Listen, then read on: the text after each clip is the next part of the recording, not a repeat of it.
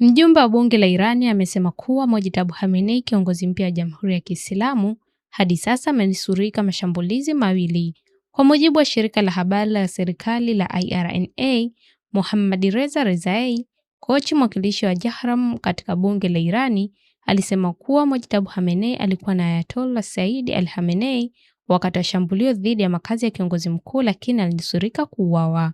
Bwana Kochi aliendelea, shambulio pia lilifanywa katika hospitali wakati kiongozi wa tatu wa utawala alikuwepo, lakini kwa shambulio hili Marekani na Israeli hazikufika lengo lao. Mbunge huyo hakutaja hospitali wala eneo lilipotokea shambulio hilo. Rais wa Marekani Donald Trump alisema katika mahojiano na Fox News kwamba kiongozi mpya wa Irani aliumizwa na siku ya kwanza ya mashambulizi ya Marekani na Israeli.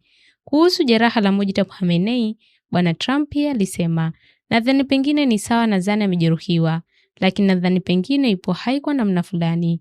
Jana ujumbe wa kwanza kutoka kwa kiongozi mpya wa Jamhuri ya Kiislamu ulichapishwa.